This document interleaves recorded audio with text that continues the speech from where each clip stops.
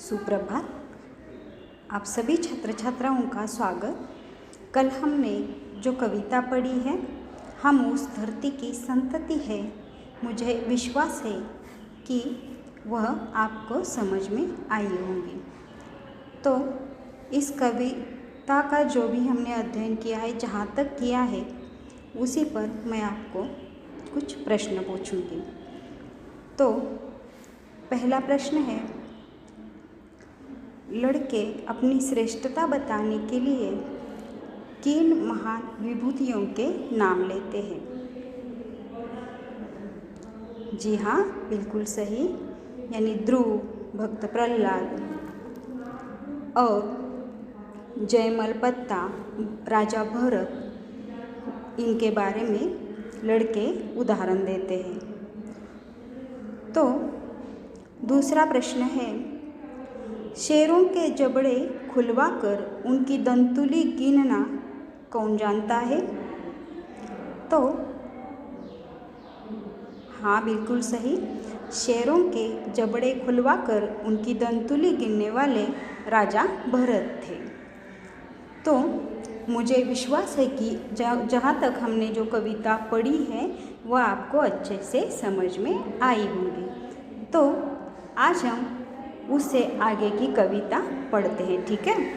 तो किताब में देखो, कविता का नाम है हम उस धरती की संतति है। ए उमाकांत मालवीय इन्होंने लिखी है। तो एक कविता हमने कल ही देखा है कि एक कव्वाली का प्रकार है। तो कव्वाली किसे कहते हैं, ये भी हमने कल पढ़ा है। तो कव्वाली यानी प्रस्तुत कव्वाली में कवि ने दो दलों की नोकझोंक पेश करते हुए शूरवीर ऐतिहासिक स्त्री पुरुष पात्रों का वर्णन किया है।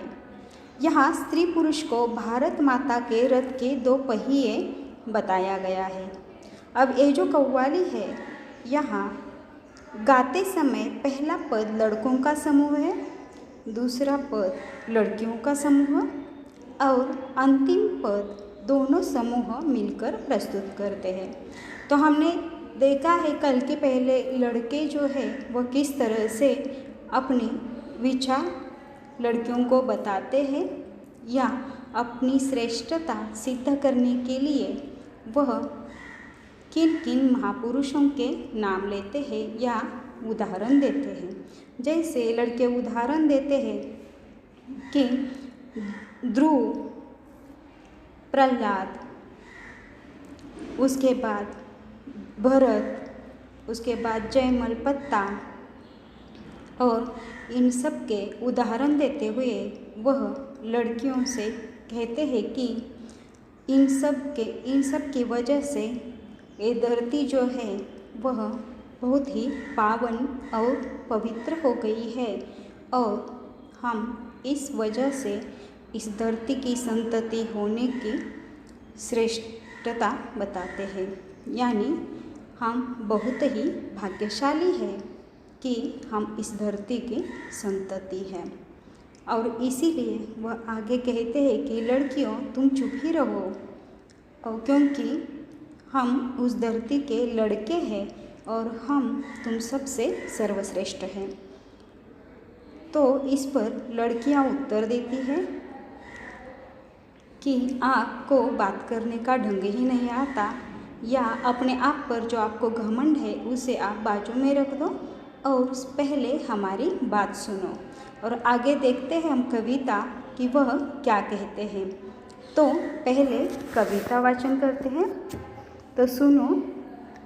अजी क्या कहिए, हाँ क्या कहिए, जिस मिट्टी में लक्ष्मीबाई जी जन्मी थी झांसी की रानी, रजिया सुल्ताना दुर्गावती जो खूब लड़ी थी मर्दानी, जन्मी थी बीबी चांद जहाँ पद्मिनी के जौहर की ज्वाला, सीता सावित्री की धरती जन्मी ऐसी ऐसी बाला, गरडिंग जनाब उड़ाएंगे तो मजबूरन ताने सहिए, ताने सहिए, ताने सहिए, हम उस धरती की लड़की हैं।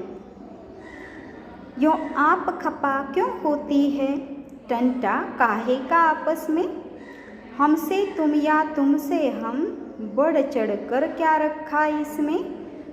झगड़े से न कुछ हासिल होगा, रख देंगे बातें उलझा के।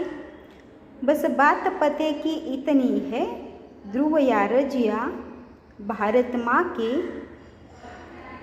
माता के रथ के है। हम दोनों ही दो दो पहिए, अजी दो पहिए, हाँ दो पहिए, हम उस धरती की संतति है। तो देखो इस कविता की जो पंक्तियाँ हैं, तो हम पहली पंक्तियाँ देखते हैं कि जहाँ से हम आगे शुरू कर रहे हैं। तो क्या है, देखो लड़कियाँ लड़कों को उत्तर देती है। वह कहती है कि जिस मिट्टी में लक्ष्मीबाई जैसी शूरवीर वीरांगना ने जन्म लिया, ऐसी ये पवित्र भूमि है और इस पवित्र भूमि की हम लड़कियां हैं और इसीलिए हमें खुद पर गर्व है। और आगे वह कहती है, रजिया सुल्ताना दुर्गावती जो खूब लड़ी थी मर्दानी। यानी यहाँ पर कवि उमाकांत मालवीय ने मर्दानी किन किन को कहा है, तो झांसी की रानी, रजिया सुल्ताना, दुर्गावती, इनको वह मर्दानी कहते हैं, यानी लड़कियां। उदाहरण के लिए झांसी की रानी, रजिया सुल्ताना, दुर्गावती, इनके उदाहरण देते हैं। तो रजिया सुल्ताना के बारे में थोड़ा सा हम जानते हैं। रजिया सुल्ताना दिल्ली के सुल्तान अल्तमश की बेटी थी। अल्तमश ने रजिया सुल्ताना को अपने उत्तराधिकारियों के रूप में नियुक्त किया था। वह सेना का नेतृत्व स्वयं करती थी। यानी रजिया सुल्तान जो थी वह दिल्ली के जो सुल्तान थे अल्तमश, उनकी बेटी थी और उन्होंने उत्तराधिकारी के रूप में रजिया सुल्ताना को नियुक्त किया था और इसीलिए वह सेना का नेतृत्व स्वयं करती थी। यानी वह बहुत ही कर्तृत्ववान ऐसी थी, या एक मर्दानी की तरह वह लड़ी थी और इसीलिए लड़कियां रजिया सुल्ताना का उदाहरण देती है। तो लड़कियां यहाँ पर दूसरा उदाहरण देती है दुर्गावती का। तो थोड़ा सा दुर्गावती के बारे में हम जानते हैं। दुर्गावती भारत की वीरांगना थी। उनका जन्म प्रसिद्ध चंदेल राजा कीरत राय के परिवार में हुआ था।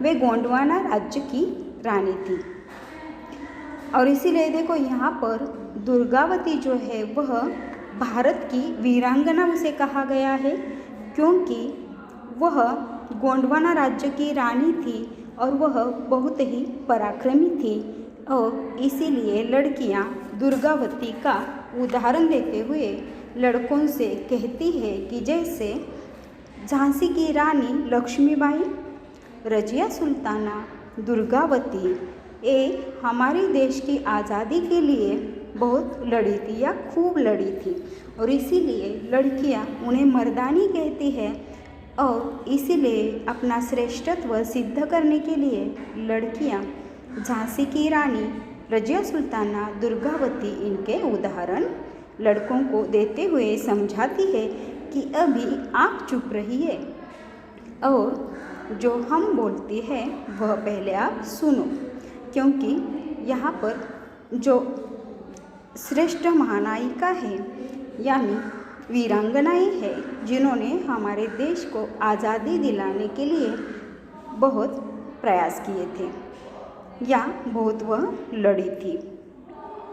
आगे लड़कियां कहती है, जन्मी थी बीबी चांद जहां, पद्मिनी के जौहर की ज्वाला। तो देखो इसमें एक कठिन शब्द सिर्फ यही है जौहर। तो जौहर का मतलब हम समझते हैं, बाकी सारे शब्द आसान हैं।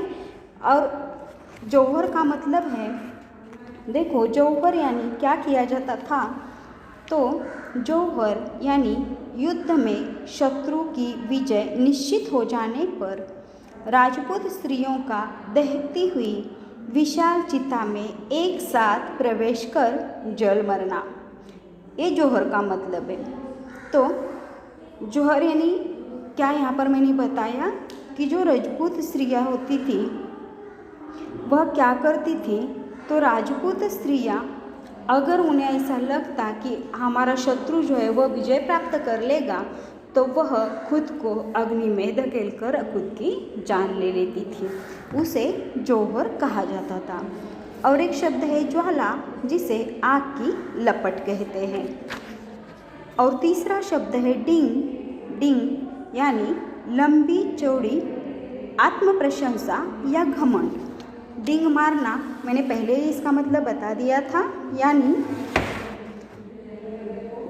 घमंड, खुद पर घमंड करना या खुद की स्तुति खुद ही करना। तो देखो यहाँ पर लड़कियाँ कहती है कि जन्मी थी बीबी चांद जहाँ पद्मिनी के जौहर की ज्वाला। तो सबसे पहले हम जानते हैं कि बीबी चांद कौन थी, तो उनके बारे में हम थोड़ा सा जानते हैं। तो बीबी चांद एक अहमदनगर राज परिवार की गुणी स्त्री थी। मुगलों ने निजामशाही की राजधानी अहमदनगर पर आक्रमण किया था, तो चांद बीबी ने बड़ी बहादुरी से किले पर उनका सामना किया था, पर सरदारों के षड्यंत्र के कारण वह मारी गई। देखो, ये भी एक बहुत ही मर्दानी और अंत तक बहुत ही अच्छी तरह से वह लड़ी। तो इसीलिए चांद बीबी का उदाहरण भी लड़कियां देती हैं, क्योंकि वह यहाँ पर दिया है कि मुगलों ने निजामशाही की राजधानी पर जब आक्रमण किया था तो वह बड़ी बहादुरी के साथ लड़ी थी, लेकिन उसकी मौत कैसे हुई ये भी मैंने बताया आपको कि सरदारों के षड्यंत्र के कारण वह मारी गई। और दूसरा उदाहरण यहाँ पर पद्मिनी का दिया है, तो थोड़ा सा पद्मिनी के बारे में मैं आपको बताती हूँ। तो पद्मिनी कौन थी, तो उसे पद्मावती भी कहा जाता था। वह चित्तौड़ के राजा रतन सिंह की पत्नी थी। अपनी सुंदरता के लिए विख्यात थी, यानी पद्मावती रानी जो थी वह बहुत ही सुंदर थी। और इसीलिए दिल्ली के सुल्तान अलाउद्दीन खिलजी ने उनकी सुंदरता के बारे में सुनकर चित्तौड़ पर आक्रमण कर दिया था। राजपूत बहादुरों ने मरते दम तक उसका सामना किया। अंत में वीरांगना पद्मावती ने अन्य राजपूत स्त्रियों के साथ किले में जौहर कर लिया था।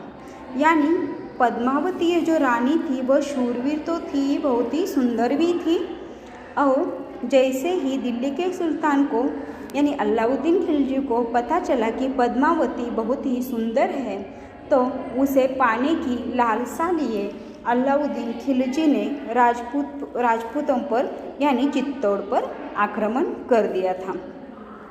लेकिन जैसे ही पद्मावती को ये बात पता चली कि अलाउद्दीन खिलजी जीतने वाला है, तो उन्होंने ये तय कर लिया कि वह सब औरतें यानी जो भी महल में जो भी औरतें थी वह जौहर करेंगी। और इसीलिए रानी पद्मावती ने अपने महल में जो और स्त्रियां थी उनके साथ साथ किले में जौहर कर लिया था। जौहर का मतलब मैंने आपको बता दिया है। जौहर यानी अग्नि में खुद को धकेलकर खुद की जान ले लेना, उसे जौहर कहा करते थे।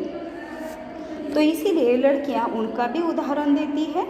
और इसीलिए लड़कियां लड़कों को समझाते हुए कहती है, रजिया सुल्ताना दुर्गावती झांसी की रानी एक खूब लड़ी, उसके साथ साथ उन्होंने इनके भी उदाहरण दिए हैं, बीबी चांद, पद्मावती।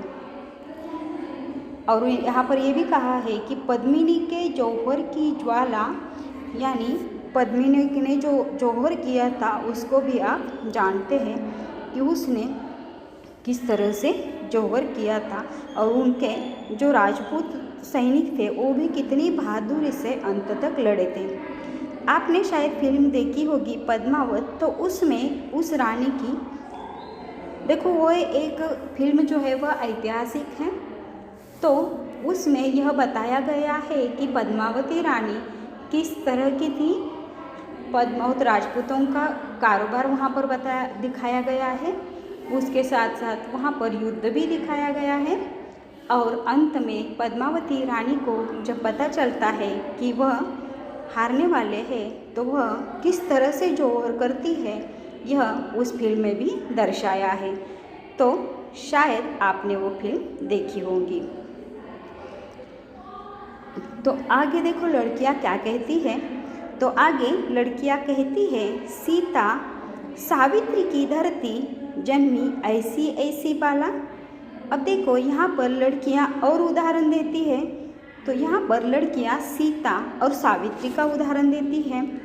तो सीता के बारे में हम थोड़ा सा जानते हैं। तो सीता कौन थी? तो सीता श्री राम की पत्नी थी। देखो, विदेहाधिपति जनक की वह कन्या थी, यानी सीता के पिताजी का नाम जनक था। इन्हें वैदेही, जानकी आदि नामों से भी जाना जाता है। ये जमीन की जोताई करते समय मिली थी, इसलिए इसका सीता नाम पड़ा।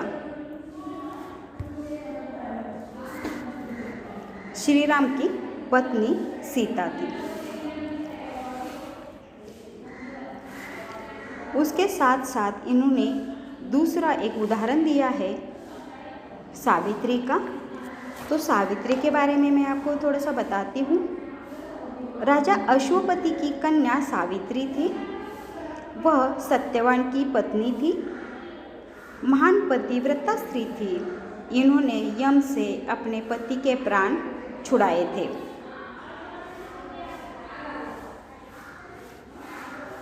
तो इसलिए यहाँ पर लड़कियाँ इनके उदाहरण देती है। वह कहती है, सीता सावित्री की धरती जन्मी ऐसी ऐसी बाला।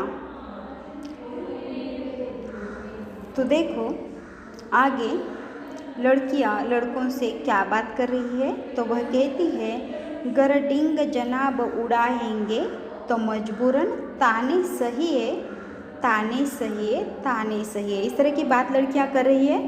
तो लड़कियां कहती है कि आप जो डिंग मार रहे हो, यानी खुद की तारीफ खुद कर रहे हो, उसे अब छोड़ दो, नहीं तो आपको हमारे ताने सुनने पड़ेंगे। और इसीलिए लड़कियां लड़कों को समझाते हुए कहती है कि इतनी महान जो मर्दानियाँ थी, तो इन्होंने अपने देश की आज़ादी के लिए अपने प्राणों का बलिदान दे दिया। और ऐसी धरती पर, ऐसी पवित्र धरती पर रहने वाली हम लड़कियां हैं, और इसीलिए इस बात पर हमें गर्व है। तो देखो आगे अब लड़कों को ये पता चला है कि लड़कियां भी कुछ कम नहीं है, और इसीलिए आगे लड़के क्या कहते हैं। देखो, वो समझदारी की बात करते हैं, और वह कहते हैं, यो आप खपा क्यों होती है, टंटा काहे का आपस में। तो इसमें जो कठिन शब्द है वह पहले हम समझते हैं, या मैं आपको वो कठिन शब्दार्थ बताती हूँ। तो टंटा यानी झगड़ा, खपा यानी नाराज़ या रुष्ट हो जाना, हासिल यानी हाथ लगाना, मिलना या प्राप्त होना, उलझाना यानी झगड़ा या तकरार करना, पते की बात यानी रहस्य की बात, संतति यानी संतान। ये इस पंक्तियों की कठिन शब्दों के अर्थ है। तो आगे देखो लड़के लड़कियों से क्या कहते हैं।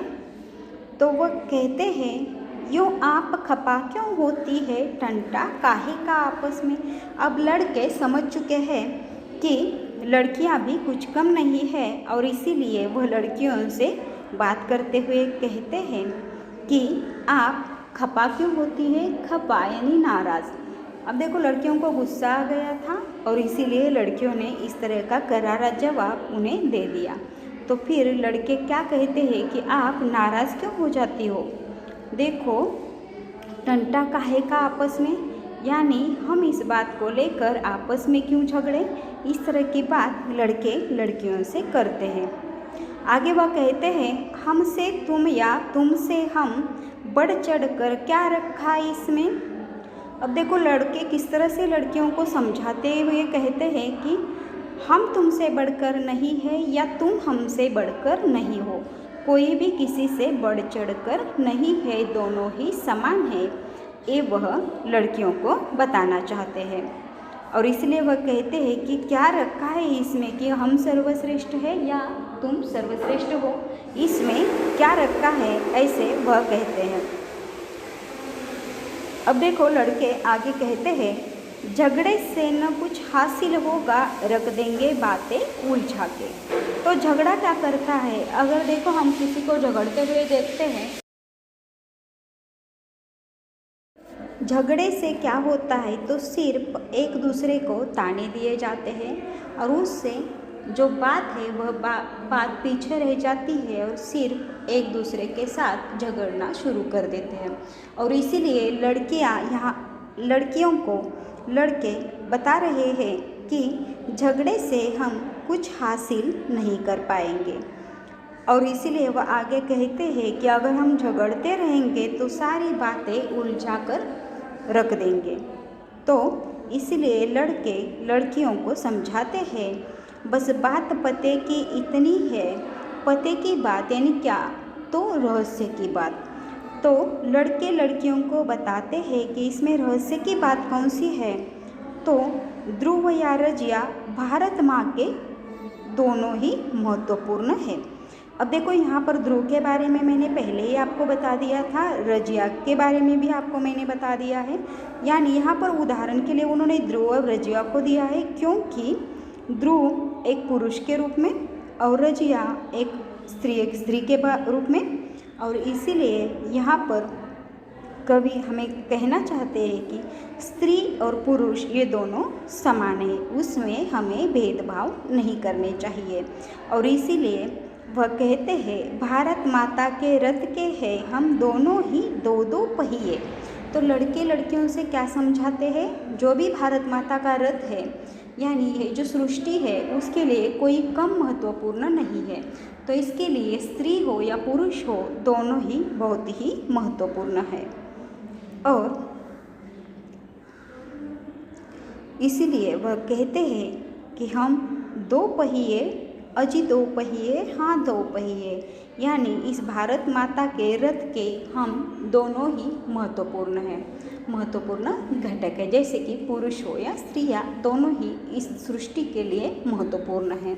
और अंत में ये लड़के लड़कियों को समझाते हुए कहते हैं कि हम उस धरती की संतति हैं। देखो पहले लड़के कहते थे कि हम इस धरती के लड़के हैं, लेकिन जैसे ही उन्हें पता चलता है कि लड़कियां भी उतनी ही महत्वपूर्ण हैं, तो वह कहते हैं कि हम दोनों ही उस धरती की संतति है जहाँ पर ऐसे महान पुरुषों वीरांगनाओं ने अपने प्राणों का बलिदान दिया। और इसीलिए हम बहुत ही भाग्यशाली है कि हम उस धरती की संतति हैं। यहाँ पर एक कविता खत्म होती है। मुझे विश्वास है कि अभी आपको ये समझ में आई होंगी। तो फिर मिलते हैं अगले लेक्चर में। धन्यवाद।